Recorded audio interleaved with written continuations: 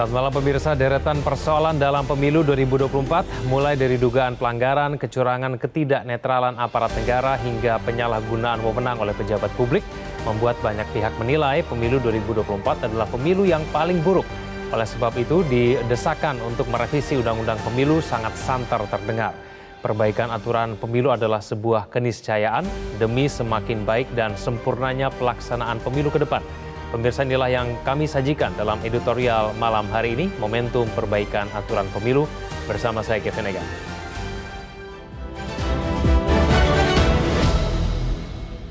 Momentum Perbaikan Aturan Pemilu.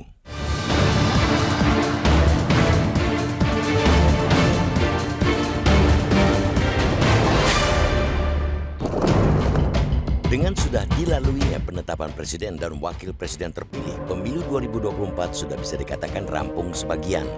Kini proses itu tinggal menunggu pelaksanaan sidang sengketa hasil pemilihan legislatif atau pileg di Mahkamah Konstitusi. Setelah itu, penetapan wakil rakyat terpilih. Dalam kaitan penguatan demokrasi, selesainya pemilu bukan berarti pekerjaan rumah bangsa ini sudah tuntas. Terlepas dari apapun hasil pemilu kemarin, evaluasi dan penyempurnaan pada sistem politik termasuk pemilu mesti dilakukan jika bangsa ini ingin terus maju dan berkembang. Apalagi harus diakui, kendati saat ini hampir seluruh masyarakat dan elit sudah legowo menerima hasil Pilpres 2024, banyak catatan permasalahan yang muncul selama berlangsungnya proses kontestasi demokrasi tersebut. Termasuk dissenting opinion yang disampaikan 3 hakim konstitusi dalam sidang putusan PHPU Pilpres 2024 juga menggambarkan adanya persoalan dalam proses tahapan pemilu. Deretan persoalan itu mulai dari dugaan pelanggaran, kecurangan, ketidaknetralan aparat negara, hingga penyalahgunaan wewenang oleh pejabat publik yang tidak semuanya bisa diselesaikan dengan baik di lembaga yang berwenang. Karena itu, penguatan aspek hukum kepemiluan untuk menyelesaikan pelanggaran selama tahapan kampanye pemilu menjadi salah satu PR utama untuk membenahi sengkarut masalah yang cukup mendominasi pemilu tahun ini. Langkah krusial yang bisa dilakukan untuk pembenahan itu ialah merevisi Undang-Undang Nomor 7 Tahun 2017 tentang Pemilihan Umum. Dorongan revisi Undang-Undang Pemilu sebelumnya juga disampaikan Ketua MK Soehartoyo dalam sidang putusan PHPU Pilpres 2024 yang mengatakan terdapat beberapa kelemahan dalam Undang-Undang Pemilu, Peraturan Komisi Pemilihan Umum atau PKPU maupun Peraturan Badan Pengawas Pemilihan Umum atau Bawaslu. Revisi Undang-Undang Pemilu menjadi sebuah keniscayaan untuk melakukan berbagai perbaikan dan penyempurnaan demi memberikan kepastian hukum dan keadilan bagi pelaksanaan pemilu maupun pemilihan kepala daerah atau pilkada selanjutnya. Penting bagi pemerintah dan DPR menyempurnakan Undang-Undang Pemilu maupun Undang-Undang Pilkada serta peraturan lain yang terkait. Selain itu, dengan merujuk pada sejumlah poin dalil gugatan dari para penggugat di sidang sengketa Pilpres 2024, utamanya menyangkut dugaan cawe-cawe atau keberpihakan presiden kepada peserta pemilu tertentu, kiranya perlu juga kita mendorong agar rancangan undang-undang lembaga kepresidenan bisa kembali digulirkan. Rancangan undang-undang yang pernah diusulkan DPR pada 2001 itu diharapkan bisa mengatur batasan-batasan presiden, terutama menjelang transisi kekuasaan. Rancangan undang-undang lembaga kepresidenan dapat dielaborasi lebih jauh mengenai batas-batas tupoksi presiden sesuai Undang-Undang Dasar 1945 yang dianggap masih terlalu umum. Konstitusi belum mengatur secara rigid larangan atau batasan presiden dalam kaitan dengan kontestasi pemilu. Usainya gelaran pemilu 2024 harus dijadikan momentum untuk melakukan evaluasi dan perbaikan sedetail-detailnya demi penyelenggaraan pemilu yang lebih baik di masa mendatang. Jika itu bisa dilakukan, seperti harapan masyarakat banyak, proses penguatan demokrasi di Republik ini akan semakin menemui jalan terang.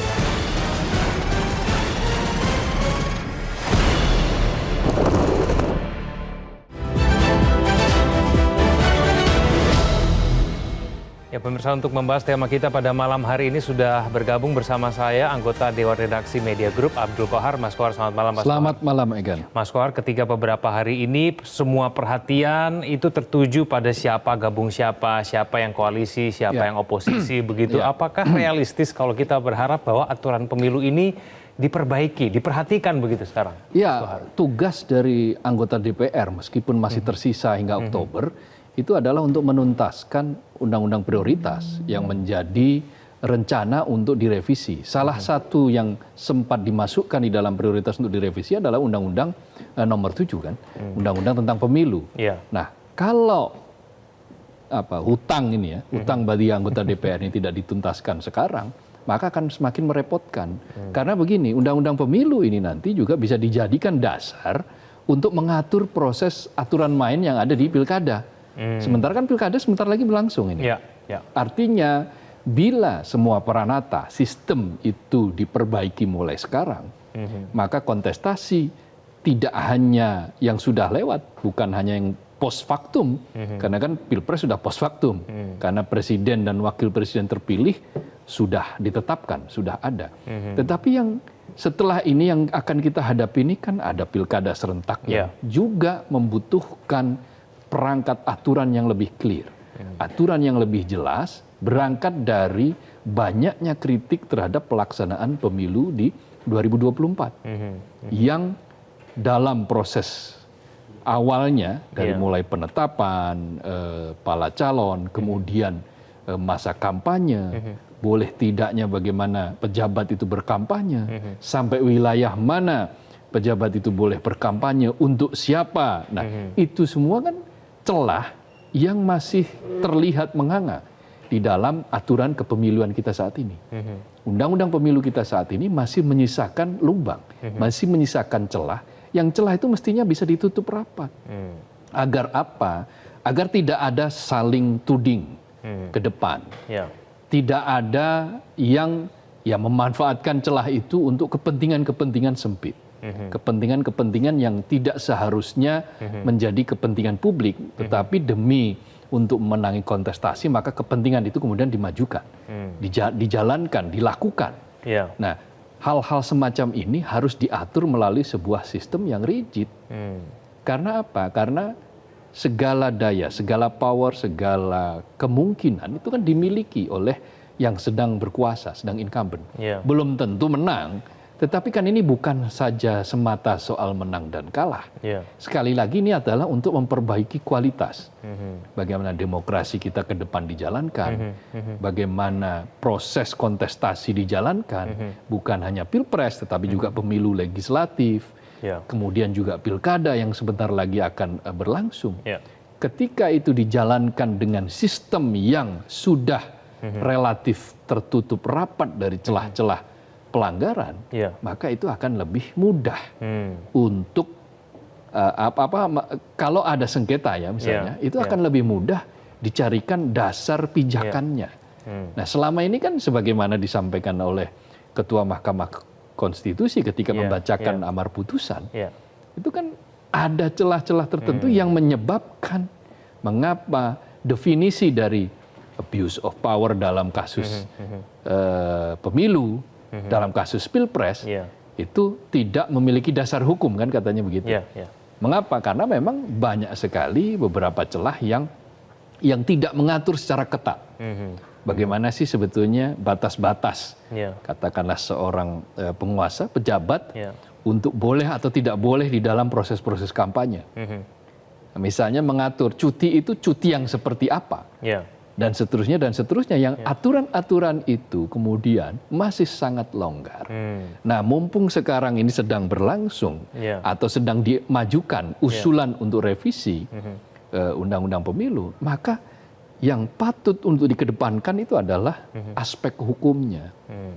Jadi apa yang diberikan sanksinya, bagaimana boleh dan tidaknya, dan siapa yang melanggar akan mendapatkan konsekuensi yang tegas, konsekuensi yang jelas, itu semua mesti diatur di dalam undang-undang yang dalam tataran technically itu nanti bisa diturunkan lagi menjadi semacam peraturan-peraturan. Oke, Mas Kor, tapi kan putusan MK kemarin yang kemudian mengatakan tuduhan 01 dan 03 itu tidak terbukti, bukankah itu menambah alasan sebetulnya tidak perlu lagi, tidak ada lagi urgensi untuk melakukan revisi Undang-Undang Pemilu? Oh enggak, justru pernyataan itu membuka ruang bahwa ada yang perlu direvisi, ada yang perlu diatur, ada yang perlu dipertegas ada yang perlu disampaikan secara lebih rigid, secara lebih ketat, detail aturan-aturan itu.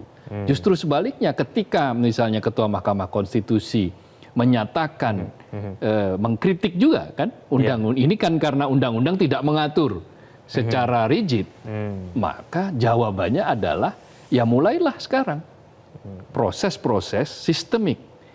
Ya, melalui undang-undang, melalui aturan yang tersistem, maksudnya sistemik itu tersistem, sehingga tidak ada celah, tidak ada ruang bagi siapapun yang saat ini, apakah dia sedang menjabat pada level tertentu, di institusi tertentu, yang dia potensial untuk menggunakan abuse of power, bisa betul-betul dipagari, betul-betul dibatasi, dan rapat sekali itu batasan, termasuk aspek hukum yang sebagai konsekuensi logis dari tindakan pelanggaran. Ya, biar jelas ada aturannya begitu ya, Mas Kohar. Ya, baik, kita jeda dulu Mas Kohar, pemirsa jangan kemana-mana, kami akan kembali.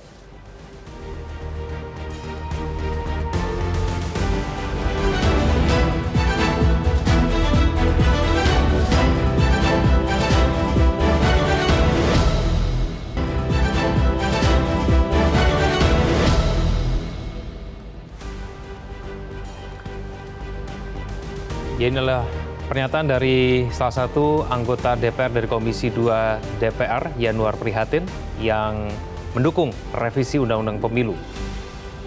Pernyataannya mengatakan revisi Undang-Undang Pemilu diperlukan karena ini dapat mempengaruhi pilihan politik rakyat dengan menggunakan fasilitas negara dan memanfaatkan kewenangannya secara terbuka untuk tujuan elektoral, yang paling gampang tentu saja pembagian bansos. Inilah kemudian hal-hal yang kemudian perlu diperhatikan sehingga perlu diatur begitu dalam revisi Undang-Undang Pemilu. Mas Kohar, dari pernyataan tersebut kita bisa melihat memang sebetulnya anggota DPR ada yang mendorong untuk supaya kemudian terjadinya revisi undang-undang itu. Tapi seberapa besar kemudian proses politik ini bisa mendorong supaya revisi ini betul-betul terwujud begitu? Iya, kan begini, ada beberapa instrumen lah di dalam institusi DPR yang bisa dipakai untuk mengagolkan ini. Setidak-tidaknya beberapa fraksi kan sudah menyatakan dukungannya untuk revisi ini. Yang penting adalah spiritnya.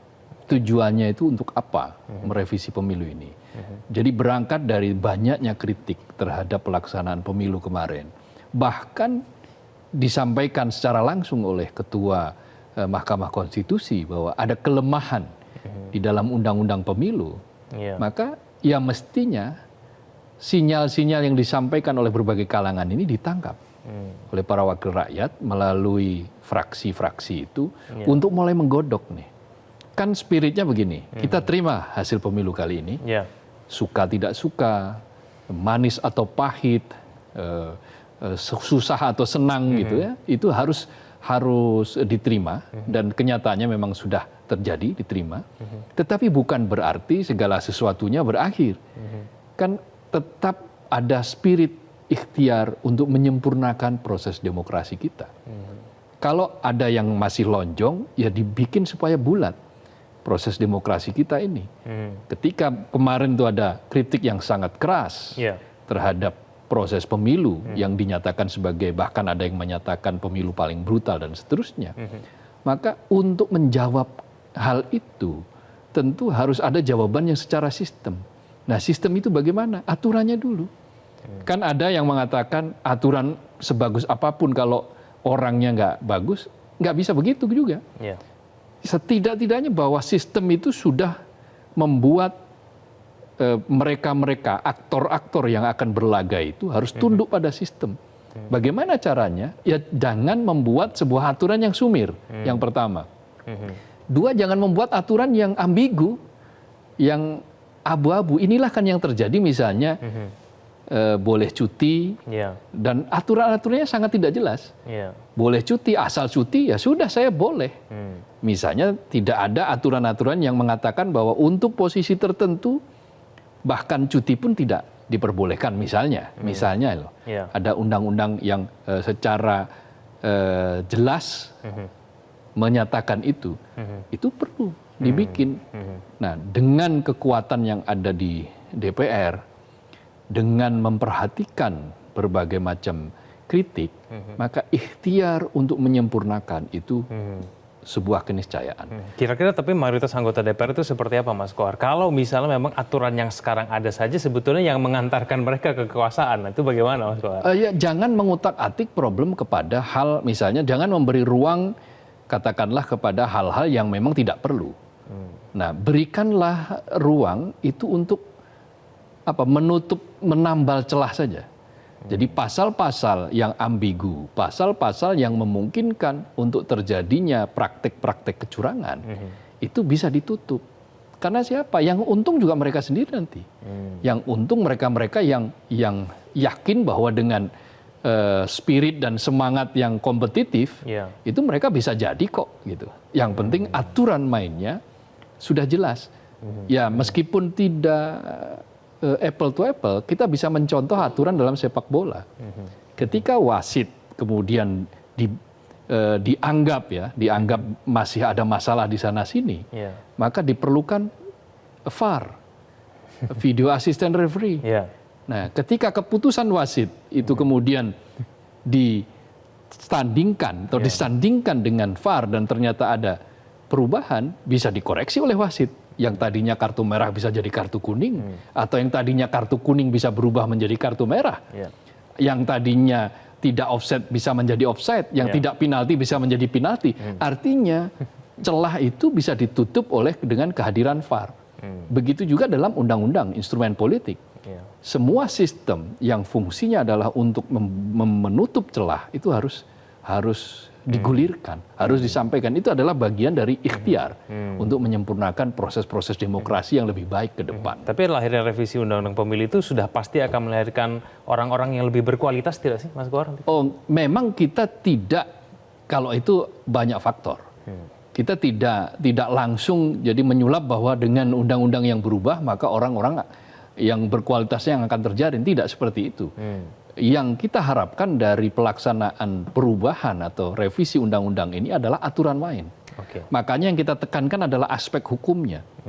Aturan main boleh tidak boleh yang secara tegas, tidak abu-abu, tidak ambigu. Lalu sanksinya juga harus jelas. Misalnya bagaimana Bawaslu itu misalnya diberikan kekuatan, diberikan dalam undang-undang diatur.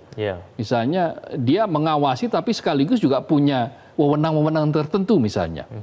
Dan bagaimana instrumen itu dijalankan. Kalau tidak dijalankan bagaimana? Itu semua mestinya diatur secara jelas di dalam undang-undang. Oke, baik Mas Kohar, kita jeda kembali. Pemirsa jangan kemana-mana, kami akan kembali.